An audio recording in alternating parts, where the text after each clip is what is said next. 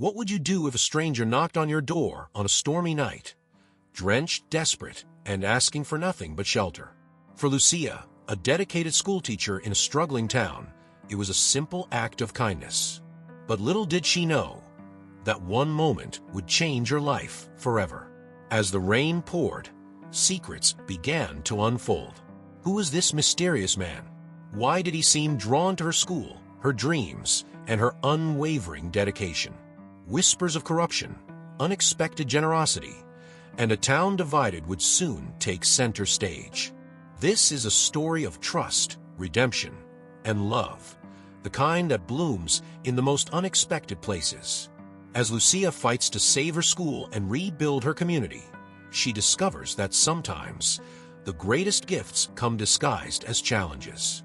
And sometimes a single act of kindness can transform not just one life, but an entire town. The rain fell in torrents, drumming relentlessly against the tin roof of the small rural school. Thunder growled in the distance, rolling across the hills that framed the village, while the flickering glow of a single light bulb barely illuminated the dim interior of the classroom. Lucia Foster adjusted her cardigan, her damp sleeves clinging to her arms as she gathered scattered homework papers from the desks. The day had dragged on longer than expected, and now she was left with 3 students whose parents were delayed by the sudden storm. The children, huddled together in the corner of the room, giggled nervously as another bolt of lightning illuminated the cracked windows.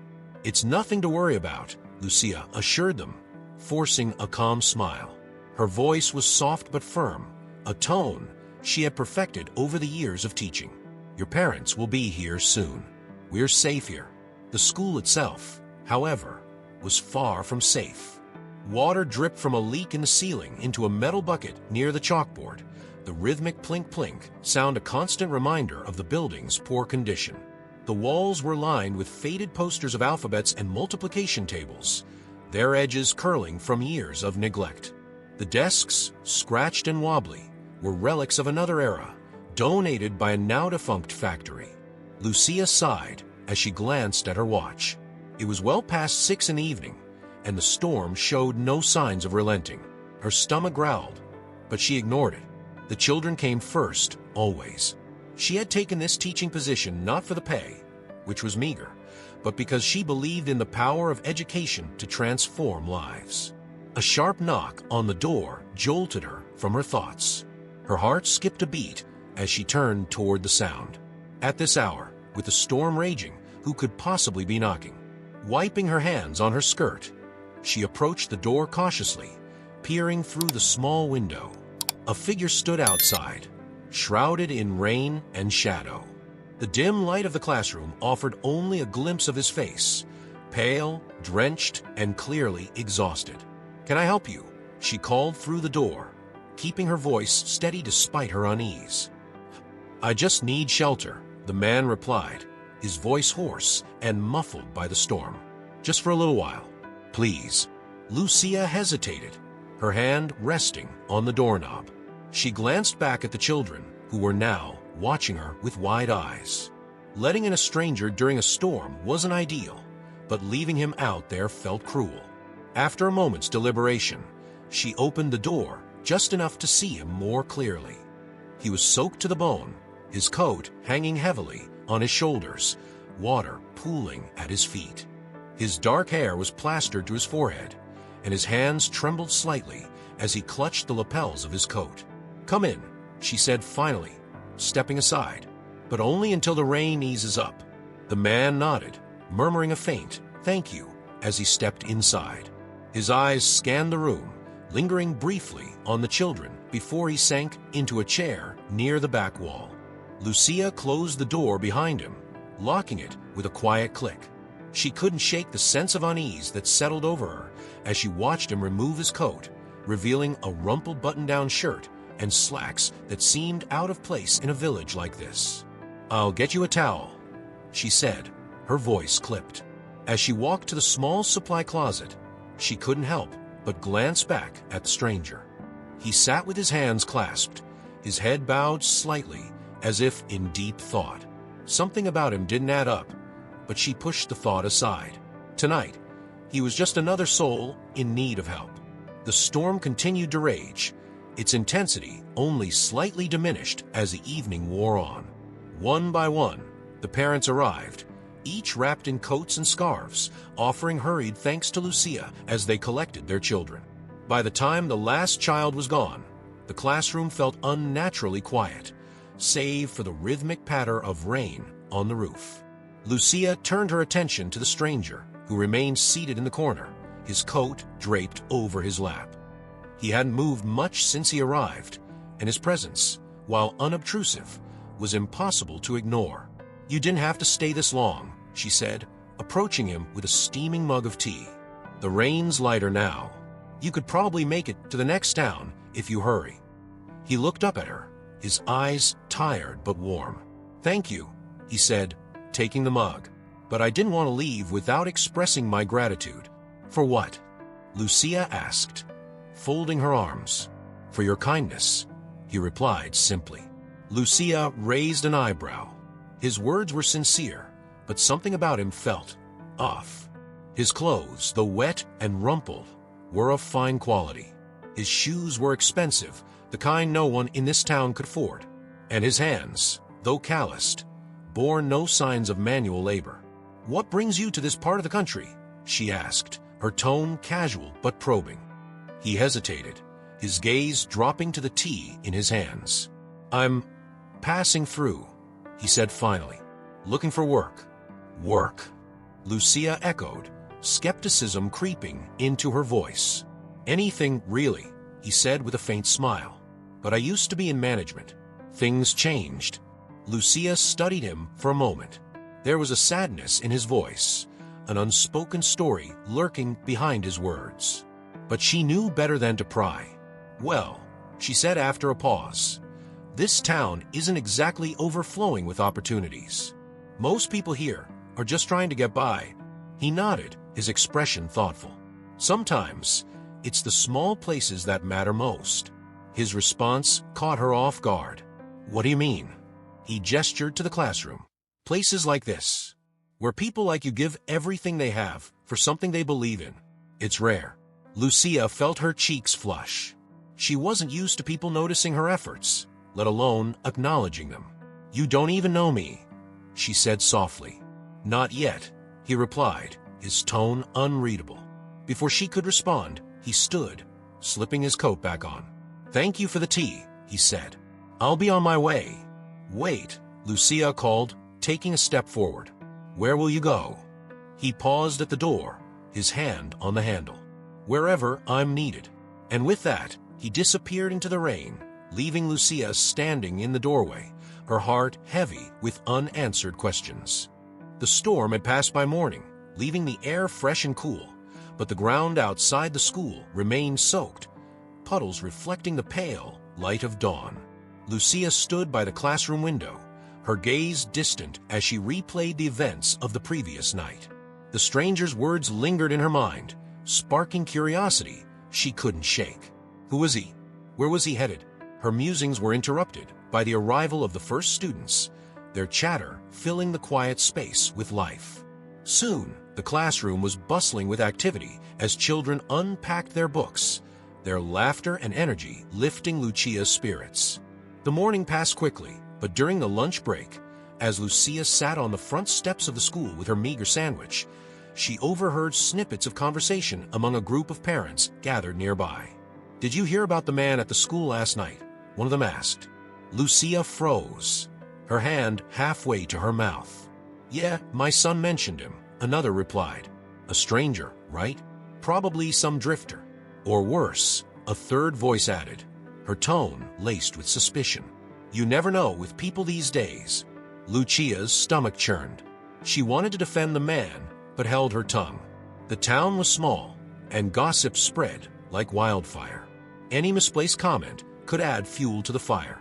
After school, Marta, her best friend and the school's part-time teacher, lingered in the classroom, helping Lucia organize supplies.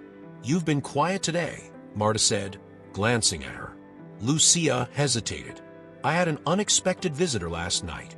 Marta raised an eyebrow. "A man. He came in during the storm, looking for shelter, Lucia explained. I let him stay until the rain eased up. Marta's expression darkened. Lucia, you can't be too trusting. You don't know who he was or what his intentions were. I know, Lucia said softly, but he didn't seem dangerous. Just lost. Marta sighed. Just be careful. This town doesn't take kindly to strangers. Lucia nodded, though her thoughts remained tangled. Despite Marta's warning, she couldn't shake the feeling that the man's appearance was significant.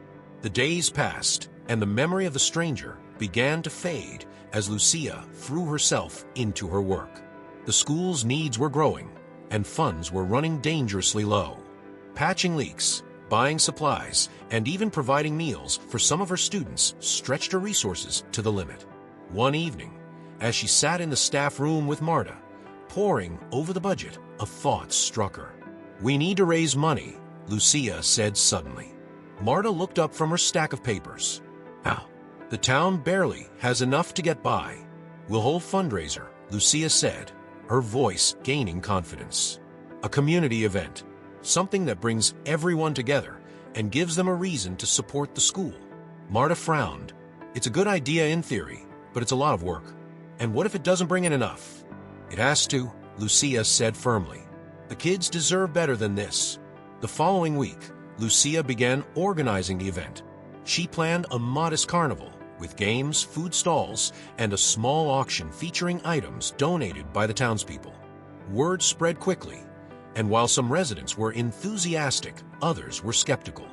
On the day of the fundraiser, the schoolyard buzzed with activity. Parents set up booths, children ran excitedly between games, and the scent of grilled food filled the air. Lucia moved through the crowd, her heart swelling with pride at the community's effort. As the sun dipped below the horizon, the auction began. The items were modest: handmade quilts, jars of jam, and a few pieces of local art. But the bids came in steadily. Lucia watched anxiously as the totals climbed, though it was clear they wouldn't reach the amount needed for the school's repairs. Just as she was about to lose hope, a man stepped forward from the shadows, his hand raised.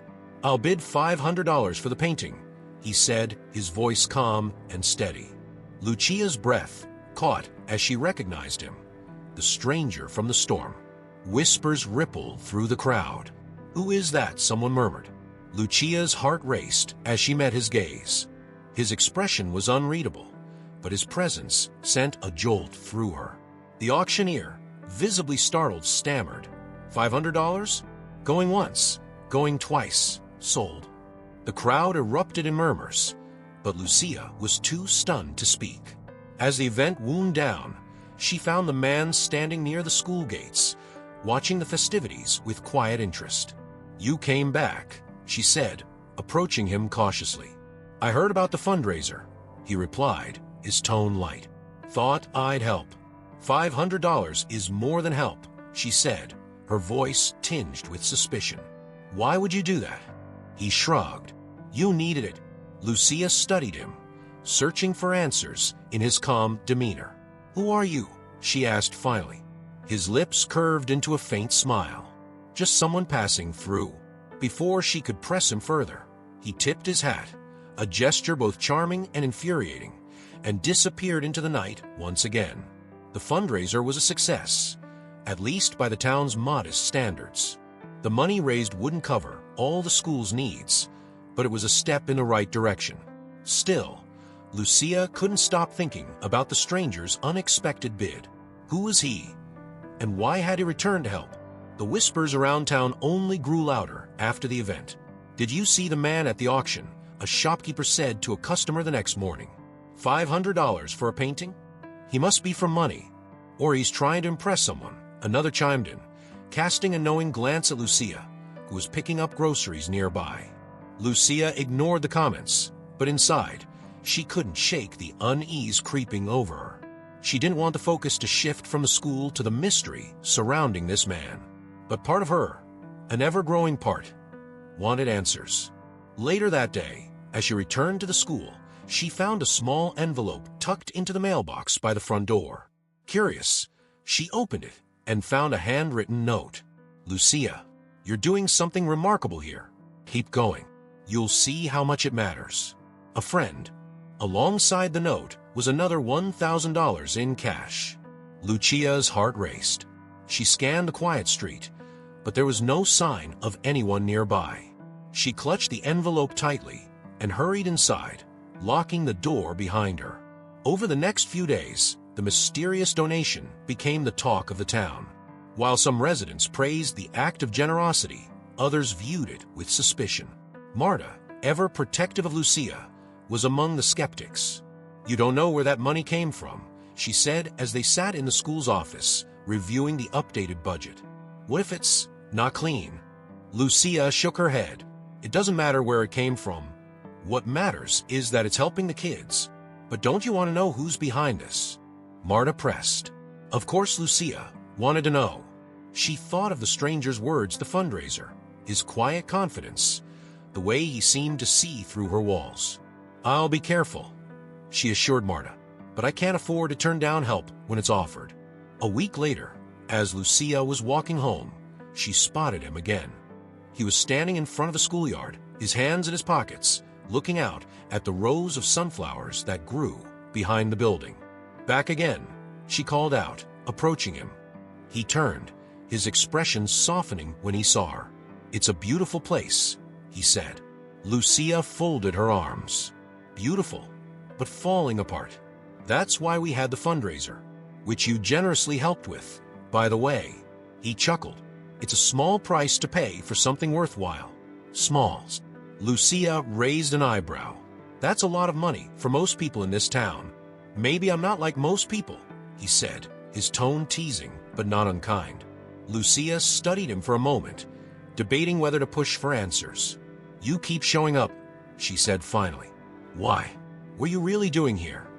His smile faltered, and for a moment, something vulnerable flickered in his eyes. "Let's just say, I needed a change of scenery." Before she could press further, he added, "And maybe I see something here worth investing in." Lucia's chest tightened at his words, but she forced herself to remain guarded. "If you're planning to invest, maybe start by telling me your name." "Victor," he said after a pause. "Victor Hale." The name meant nothing to her, but the way he said it, as though testing her reaction, made her wonder if it should. Victor's name spread quickly through the town. With every retelling, the story of his arrival grew more dramatic. By the end of the week, people were saying he was a wealthy businessman scouting for land to buy, or worse, that he was here to swindle the town out of its few remaining resources. Lucia tried to ignore the gossip, but it became harder when Marta brought her concerns to the forefront. "Lucia, you can't trust him," Marta said, cornering her in the staff room one afternoon. "We don't know anything about this man, and the way he keeps throwing money around, it's suspicious." "He hasn't done anything wrong," Lucia argued, though she couldn't deny her own reservations. "If anything, he's been helping." "That's how it starts," Marta said grimly.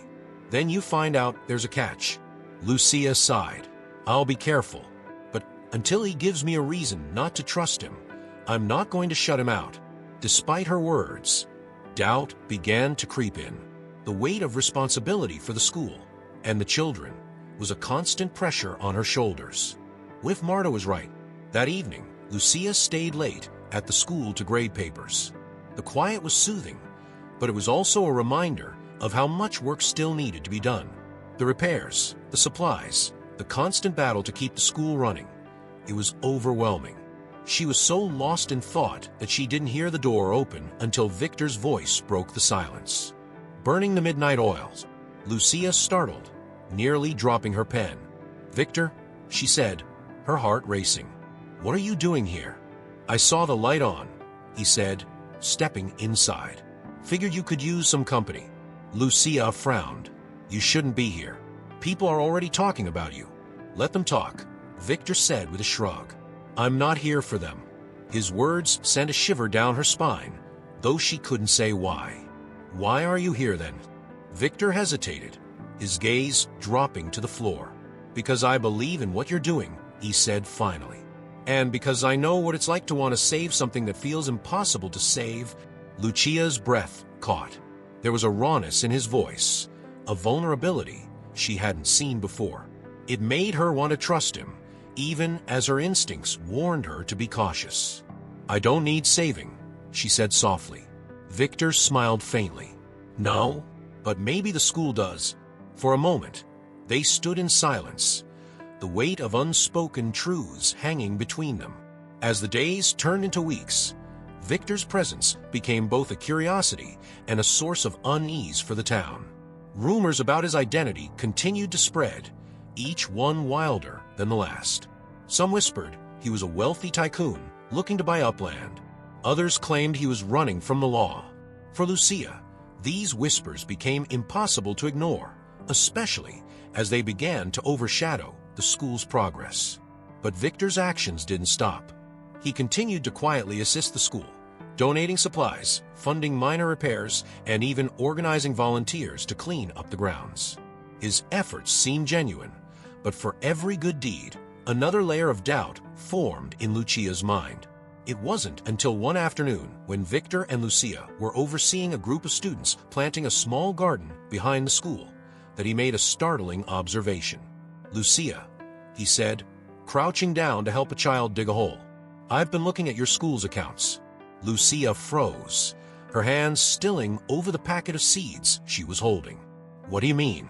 "I've been reviewing where the money goes," Victor said carefully. "The town budget, the school's allocation. Something doesn't add up." Her stomach tightened. "That's not your place, Victor." "I know," he admitted, standing to face her. "But I couldn't help it. The numbers are off, significantly. Funds meant for the school are being redirected." Lucia's mind reeled.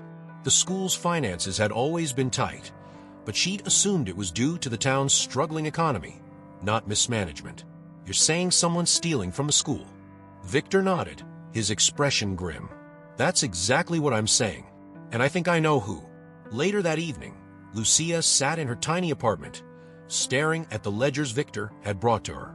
The numbers told a clear story. Large sums of money allocated for school repairs and resources had been diverted into other accounts linked to Mayor Silva. Her heart sank. The mayor had always been dismissive of her requests for more funding, claiming there simply wasn't enough to go around. But now, the truth was laid bare before her. A knock at her door pulled her from her thoughts. When she opened it, Victor stood there, his expression both hopeful and apologetic. "I'm sorry," he said. "I know this is a lot to take in." Lucia gestured for him to come inside. "I don't know what to do," she admitted, her voice trembling. "If I bring this to light, it could ruin everything." Victor placed a reassuring hand on her shoulder. "If you don't, things will only get worse. The kids deserve better, Lucia. You deserve better." The next day, Lucia and Victor met in secret to discuss their next steps. They decided to gather more evidence before confronting the mayor, knowing they needed an airtight case to expose his corruption. As they worked together, Lucia began to see another side of Victor. His charm and confidence masked a depth of understanding she hadn't expected. He shared stories of his own struggles, his failed business ventures, the betrayal of people he once trusted, and the guilt that still haunted him. "I came here to escape," Victor admitted one evening as they sorted through documents. "To find something real, something worth fighting for." Lucia looked at him, her heart softening. "And you think this school is worth it?" He met her gaze, his eyes steady. "I think you're worth it." The words hung in the air between them, heavy with unspoken emotion. Lucia felt her cheeks flush, but she quickly looked away, focusing on the papers in front of her. Despite the growing bond between them, Lucia couldn't ignore the tension in the town. The rumors about Victor had reached a fever pitch, with some accusing him of meddling in affairs that weren't his business. The mayor, too, seemed to sense that something was amiss. His visits to the school became more frequent, his questions more probing. One afternoon, as Lucia prepared for her class, Mayor Silva appeared in the doorway. "Lucia," he said, his tone unusually friendly, "I hear you've been spending a lot of time with our new visitor." Lucia stiffened, but forced a smile. "Victor has been helping with the school." The mayor stepped into the room, his eyes scanning the space. "Generous of him, but you should be careful who you trust." Not everyone who offers help has good intentions. The warning was clear, and Lucia's pulse quickened. She kept her expression neutral, unwilling to let him see her fear. "I'll keep that in mind." As soon as he left, she called Victor, her voice shaky. "He knows," she said. Victor's voice was calm, but firm. "Then we need to act fast." The following week, Lucia and Victor compiled enough evidence to present a clear picture of the mayor's corruption. The funds he'd siphoned from the school's budget had been used to finance personal projects, including the construction of a luxury cabin just outside town. But bringing this to light wouldn't be easy. The mayor's influence ran deep, and Lucia knew she'd be putting herself and the school at risk by confronting him. "You don't have to do this alone," Victor said one night as they reviewed their plan. "I'll stand with you." Lucia looked at him, her heart swelling with gratitude and fear. "I can't let you take the fall for this, Victor." "I'm not afraid of the fallout," he said simply, "but I am afraid of what will happen if we let this continue." His words bolstered her resolve, and for the first time, she felt a glimmer of hope. The morning air was thick with tension as Lucia walked through the town square, her thoughts swirling. The plan she and Victor had pieced together was meticulous, but the stakes were high. Exposing Mayor Silva's corruption could change everything, not only for the school, but for her life. The townspeople were already buzzing about the mayor's upcoming community meeting. It was a routine affair, but Lucia and Victor had chosen it as the stage to present their findings. Everything hinged on that moment. Victor was waiting for her at the school when she arrived, his calm demeanor a stark contrast to her nerves. "You're ready," he said confidently as she approached him. "I hope so," Lucia replied, clutching her folder of evidence. Victor placed a reassuring hand on her shoulder. "We've done the hard part. Now it's just about showing the truth." But before they could continue, a knock at the door interrupted them. Standing there was one of the mayor's aides, a stern-looking man with a clipboard in hand. "Miss Foster," the aide said, his tone clipped. "Mayor Silva has ordered a surprise audit of the school's finances. Effective immediately." Lucia's heart sank. She shot a quick glance at Victor, whose jaw tightened. "I'll cooperate fully," she said evenly, though dread coiled in her stomach. The audit was clearly a ploy, a way for the mayor to intimidate her and discredit her before she could act. For hours, the aide pored over records, asking pointed questions and noting every small discrepancy. When he finally left, Lucia collapsed into a chair, her nerves frayed. "He's trying to scare me off," she said. Victor nodded grimly. "He knows we're close. But this only proves we're on the right track." The night of the community meeting arrived, and the town hall was packed. Residents filled every seat, their voices echoing off the wooden beams of the old building. Mayor Silva stood at the front, exuding his usual charm as he addressed the crowd. "Thank you all for coming tonight," he began, his smile practiced and smooth. "It's always a pleasure to discuss the ways we can improve our beloved town." Lucia sat near the back, clutching the folder of evidence tightly. Victor was beside her, his presence a steadying force. As the mayor droned on about budgets and upcoming projects, Victor leaned toward her and whispered, "It's time." Lucia took a deep breath and stood, her legs trembling slightly as she made her way to the front. "Excuse me, Mayor Silva," she said, her voice cutting through the chatter. "I have something important to share." The room fell silent. The mayor's smile faltered, but he quickly recovered, gesturing for her to speak. "Of course, Miss Foster," he said, his tone syrupy. "Please, share your thoughts."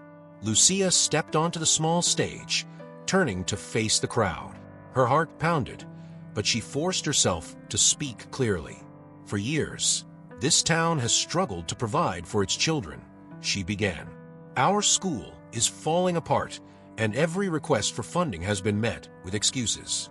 But the truth is, the money has been there all along." Gasps rippled through the crowd as Lucia opened a folder, displaying copies of the financial records. "Mayor Silva has been redirecting funds meant for the school," she continued, her voice growing stronger. "These records show that thousands of dollars have gone toward personal projects, including the construction of a luxury cabin." The mayor's face darkened. "These are baseless accusations," he said sharply. "Where did you even get these documents?" Victor stepped forward then, his calm confidence cutting through the tension. "I provided them," he said, "and I verified their authenticity. These records are real, and they prove everything Lucia is saying." The room erupted in whispers and accusations, the weight of the revelation crashing down on the mayor. "This is nonsense," Silva shouted, his composure slipping. "You have no proof these documents are legitimate." "I do," Victor said, holding up additional evidence. "And I'm willing to testify if necessary." The crowd turned on the mayor, their anger palpable.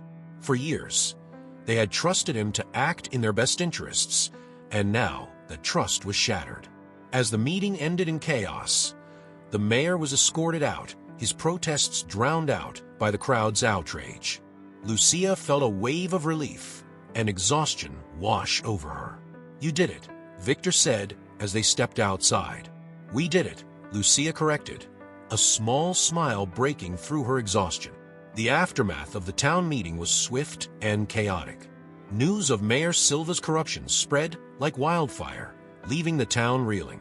Some residents praised Lucia for her bravery, while others viewed her actions with skepticism, whispering that she had been manipulated by Victor.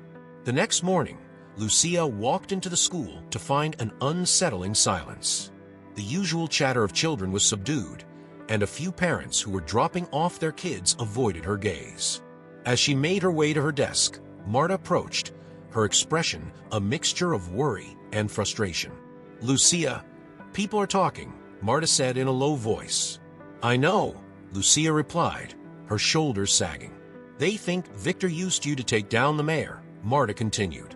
"Some are even saying you were working with him all along." Lucia clenched her fists, her chest tightening. "That's ridiculous. I didn't do this for Victor. I did it for the school." "I know that," Marta said gently. "But people love a scapegoat, and right now, that's you." The weight of those words sank deep into Lucia's chest. She had expected backlash, but she hadn't anticipated how isolating it would feel. The isolation only deepened as the week went on. Parents began pulling their children out of her classroom, citing vague concerns about the school's leadership. Lucia overheard snippets of conversations in the marketplace, accusations that she had overstepped, that she should have let the authorities handle the situation. Victor, too, became a target. Despite his efforts to help the town recover, many viewed him as an outsider meddling in their affairs. He had become a polarizing figure, and his presence only seemed to exacerbate the tension. One afternoon, as Lucia sat in the empty classroom, her head in her hands, Victor walked in. "I heard what people are saying," he said softly, taking a seat across from her. Lucia looked up, her eyes red-rimmed from exhaustion. "It's not just what they're saying. It's how they're treating me. Like I'm the villain." "You're not the villain," Victor said firmly. "You did the right thing." "Then why does it feel like I've lost everything?" she whispered. Victor reached across the desk, his hand brushing hers. "Because standing up for what's right often comes at a cost. But you haven't lost everything, Lucia. You still have me." The sincerity in his voice made her throat tighten. For a moment, she let herself believe him. As the town struggled to process the fallout, Marta found herself torn. She had always been protective of Lucia, but even she couldn't deny the strain the scandal had placed on the school. Determined to find a way to help, she began digging deeper into the mayor's records, hoping to uncover something that could clear Lucia's name. Late one night, Marta sat in her kitchen, surrounded by stacks of papers she had retrieved from the town hall archives. Her husband, a quiet and supportive man, brought her a cup of tea. "You've been at this for hours," he said gently. "What are you looking for?" "Anything that proves the mayor was the real problem," Marta replied, her eyes scanning a spreadsheet. "Lucia doesn't deserve this." Her perseverance paid off when she stumbled upon a series of invoices tied to the school's budget. The amounts were exorbitant, far more than what had been allocated to school on paper. Marta's heart raced as she pieced together the puzzle. Mayor Silva had been inflating expenses and pocketing the difference. "This is it," Marta murmured, a spark of hope lighting her chest. The next morning, Marta stormed into Lucia's classroom, clutching the papers. "Look at this," she said, slamming the documents onto Lucia's desk. Lucia skimmed the papers, her eyes widening. "These invoices, they don't match the school's actual expenses." "Exactly," Marta said. "The mayor's been cooking the books for years. This proves that every accusation against him was true, and it shows how much worse it was than we thought." Lucia's mind raced. If they could present this new evidence, it might not only exonerate her, but also restore trust in the school. Later that day, Lucia and Marta met with Victor to discuss their findings. "This changes everything," Victor said, studying the papers. "But we'll need to present it carefully. The town's still divided, and we can't risk making things worse." "Agreed," Lucia said, "but we have to act fast. The longer this drags on, the harder it'll be to rebuild trust." Together, they formulated a plan to present the new evidence at a town council meeting. Marta would speak first, outlining the discrepancies she had found, followed by Victor, who would address the broader implications for the town. As they finalized their strategy, Lucia felt a flicker of hope for the first time in weeks. Maybe, just maybe, they could turn things around. The town council meeting was held in the same hall where Mayor Silva had been confronted weeks earlier. The atmosphere was tense, the crowd smaller, but no less invested in the unfolding drama. Word had spread that new evidence was coming to light, and whispers of anticipation rippled through the attendees. Lucia sat near the front, clutching her notes tightly. Beside her, Marta radiated determination, her chin held high as she prepared to speak. Victor stood to the side, his usual calm demeanor masking the weight of the task ahead. When the meeting began, the new interim mayor, an older council member named Mr. Eldridge, called for order. His deep voice echoed through the room. "Tonight, we will hear from Miss Foster and her colleagues regarding additional findings related to our town's financial mismanagement. Miss Foster, the floor is yours." Lucia rose, her legs trembling slightly as she approached the podium. She scanned the room, her gaze lingering on familiar faces, parents, teachers, and neighbors who had once supported her but now looked at her with doubt. Taking a deep breath, she began. "I've always believed that this school is the heart of our community," she said, her voice steady despite the tension. "When we uncovered evidence of financial misconduct, it wasn't to create division, but to protect the future of our children. Tonight, we have more to share, evidence that proves just how deep the corruption ran." She turned to Marta, who stepped forward with the invoices and spreadsheets.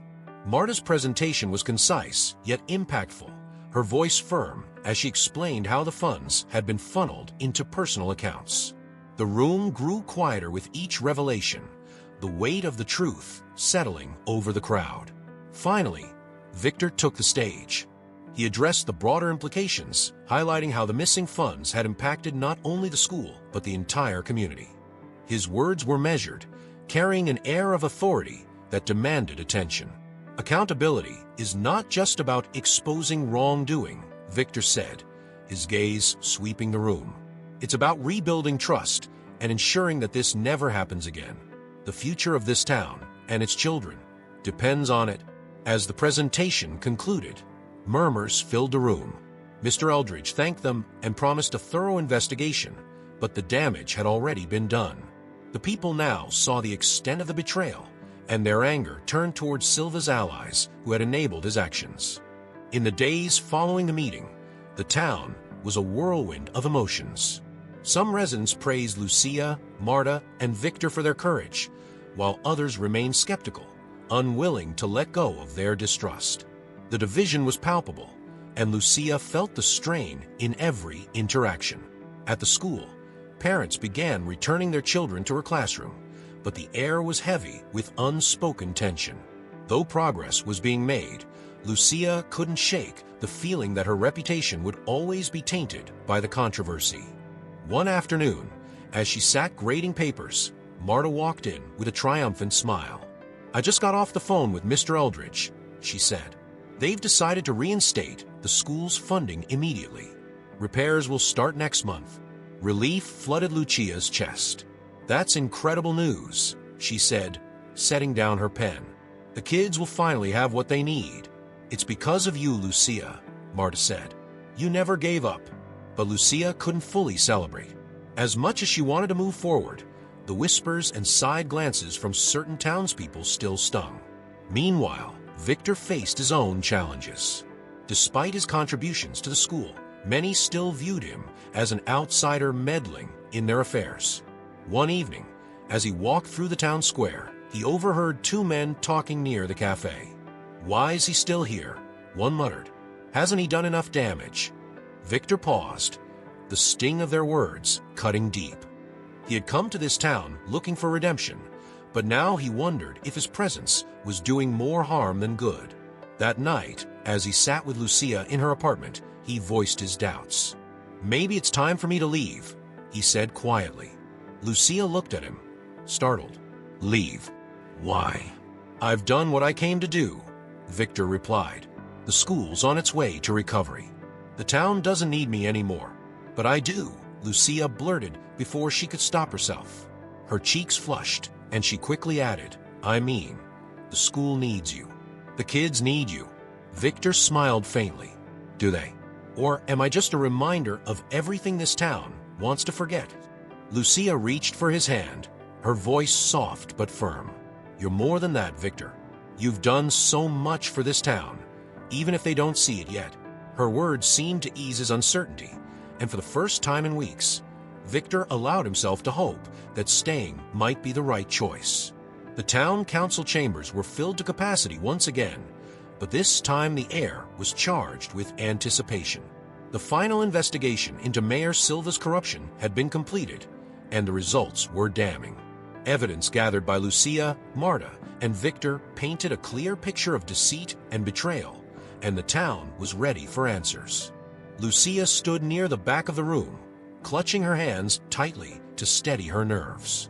Though she had worked tirelessly to expose the truth, she felt the weight of the town's judgment pressing down on her. Victor stood beside her, his presence a quiet reassurance. When Mr. Eldridge called the meeting to order, the room fell silent.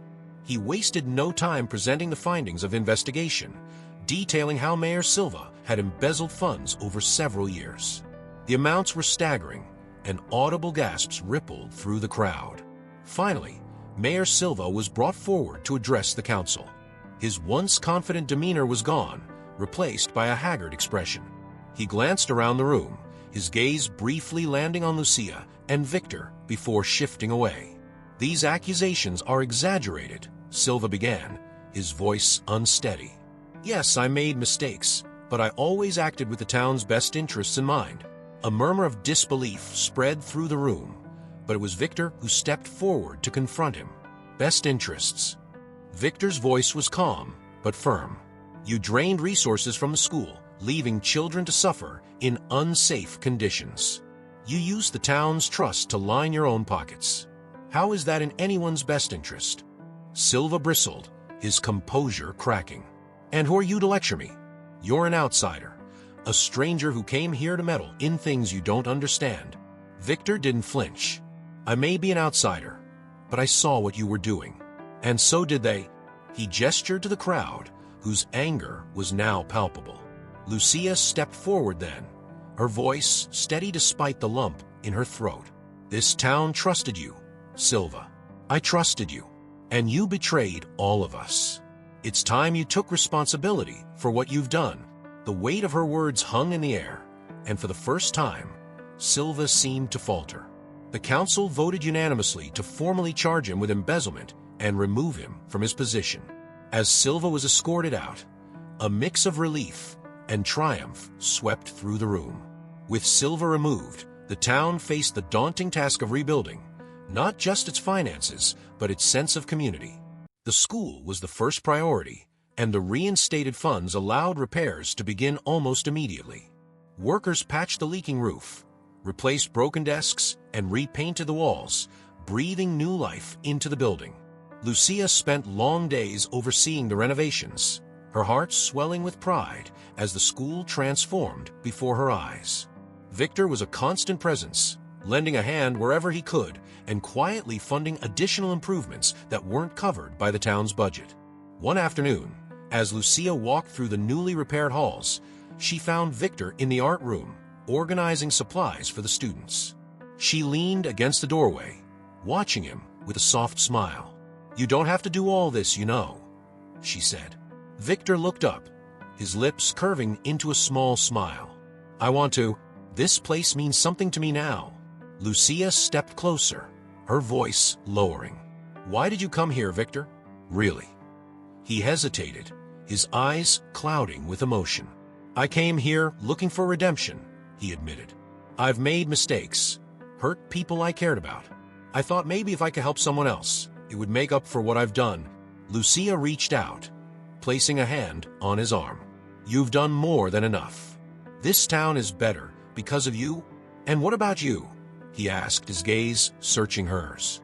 "Do you believe I've changed?" She met his eyes, her heart pounding. "I believe in you, Victor." The moment stretched between them, charged with unspoken emotion. Before either of them could speak, the sound of children's laughter echoed down the hall, breaking the tension. Lucia smiled and stepped back, her cheeks flushing. As the weeks passed, the town began to heal. Parents who had once pulled their children from the school returned, apologizing to Lucia for their doubts.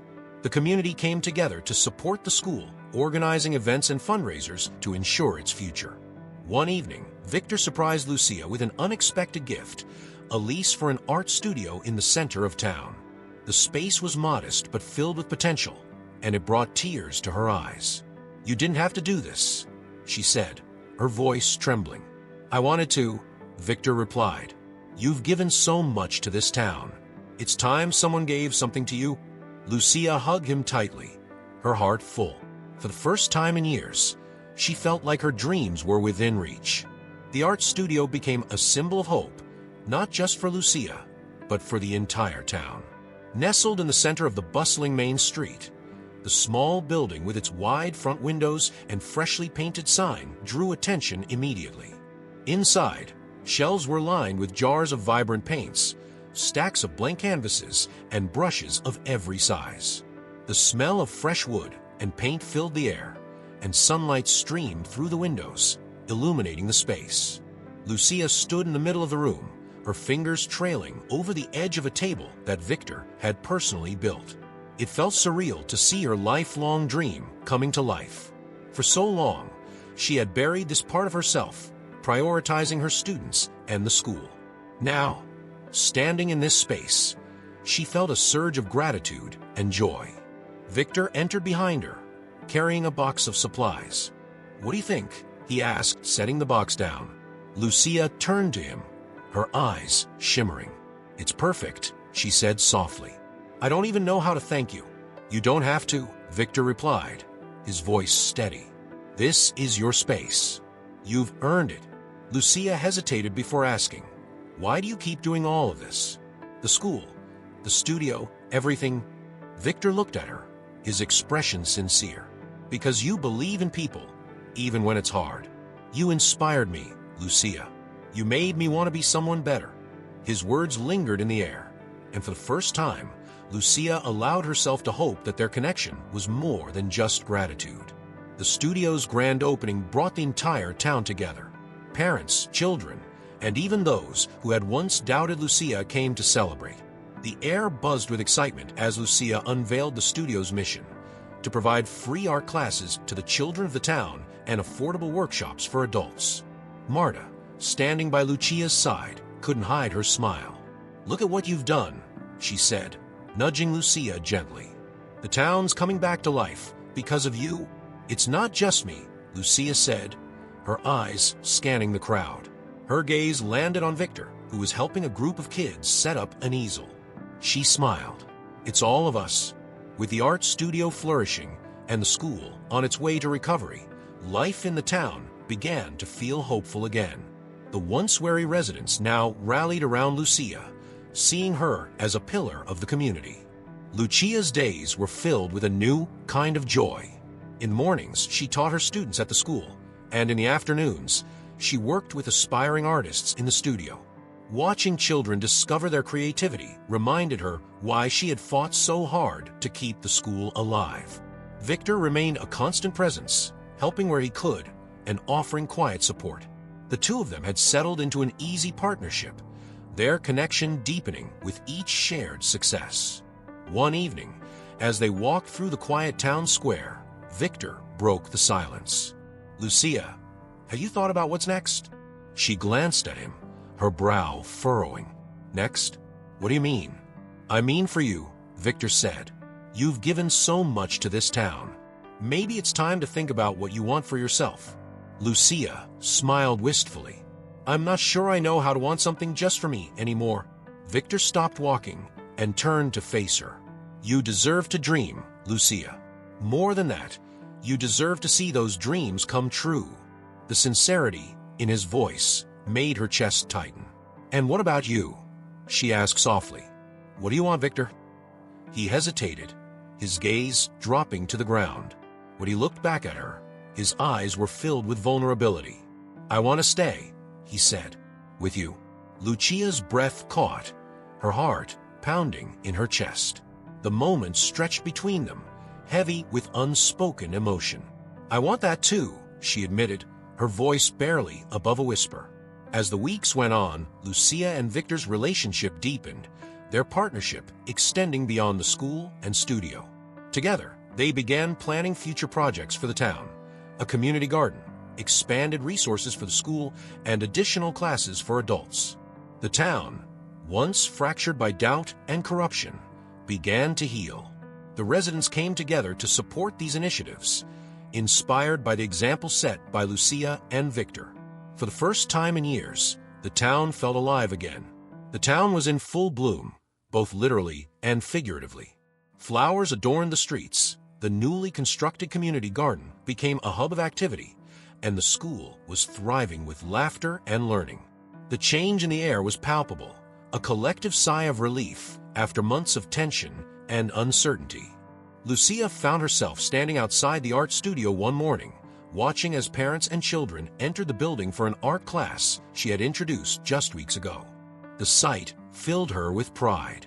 The studio had become a cornerstone of the community, a place of creativity and connection. Victor approached from behind, holding 2 cups of coffee. "Your mornings are getting busier," he said with a smile, handing her a cup. Lucia chuckled. "It's a good kind of busy. For the first time in a long time, it feels like everything is falling into place." Victor nodded, leaning against the wall beside her. "The town has come a long way, but so have you." Lucia turned to him, her gaze thoughtful. "I don't think I could have done any of this without you." Victor shook his head. "You've had this strength all along. I just helped you see it." Their eyes met, and for a moment, the world around them seemed to pause. The depth of their connection had grown beyond words, and they both knew it. Despite the growing peace in the town, there were still challenges to overcome. One afternoon, a group of parents approached Lucia with concerns about expanding the school to accommodate more students. The repairs had been a success, but the demand for enrollment was increasing, and space was becoming an issue. Lucia immediately brought the issue to Victor. Together, they brainstormed solutions, reaching out to local businesses and even neighboring towns for support. Victor's connections proved invaluable, as he managed to secure a grant from a charitable foundation he had worked with in the past. The announcement of the grant was met with cheers at the next town meeting. Lucia stood at the podium, her voice steady as she thanked everyone for their continued support. "This isn't just about the school or the studio," she said. "It's about what we can accomplish when we come together as a community. This town has shown me that even in the face of adversity, we can create something beautiful." The applause that followed was thunderous, and as Lucia stepped down, she felt a surge of gratitude for the journey that had brought her here. The studio's first art exhibition was held on a warm summer evening, drawing a crowd from across the town and beyond. The gallery was filled with vibrant paintings, delicate sculptures, and heartfelt creations from both children and adults. Lucia walked through the crowd, her heart swelling as she listened to the laughter and admiration of the visitors. She paused in front of a painting, a depiction of the school, surrounded by sunflowers, with children playing in the yard. "It's your vision," Victor said, appearing at her side. Lucia smiled. It's ours. As the evening went on, Victor led her outside to the quiet street. The stars above shimmered like tiny diamonds, casting a soft glow over the town. "I've been thinking about something," Victor began, his voice tinged with nervousness. "What is it?" Lucia asked, her curiosity piqued. Victor reached into his pocket and pulled out a small velvet box. Lucia's breath caught as he opened it, revealing a simple but elegant ring. "I came to this town looking for redemption," he said, his voice steady. "But what I found was so much more. I found purpose. I found hope. And I found you. Lucia, will you let me spend the rest of my life helping you build this future we've dreamed of?" Tears filled Lucia's eyes as she looked at him, her heart overflowing. "Yes," she whispered. 1,000 times yes. The town erupted in celebration when the news spread the next day. For Lucia and Victor, their love story became a symbol of the town's resilience and unity. Together, they continued to build not only their future, but also the future of the community they had come to call home. The story ended with a final scene of Lucia and Victor standing outside the school, their hands intertwined as they looked out at the town they had transformed together. The horizon stretched before them, filled with endless possibilities. Thank you for watching. If you enjoyed this story, don't forget to subscribe to our channel for more heartwarming and impactful tales like this one. Your support helps us keep creating stories that inspire and connect. What impacted you the most? We'd love to hear your thoughts. Was it the moment of redemption, the triumph over adversity, or the heartfelt connection between Lucia and Victor? Let us know in the comments below. Your feedback means the world to us. Got an idea for our next story? Do you have a story theme or idea you'd love to see brought to life on our channel? Drop your suggestions in the comments, and who knows, it might be featured in one of our upcoming videos.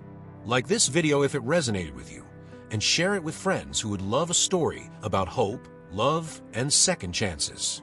Thank you for being a part of our storytelling community.